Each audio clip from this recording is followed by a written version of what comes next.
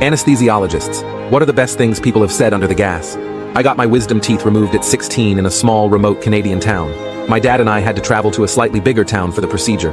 Now, and this is important later, I had just returned from a year away, because I spent a year of high school as an exchange student in Taiwan, and had only gotten back a few weeks earlier.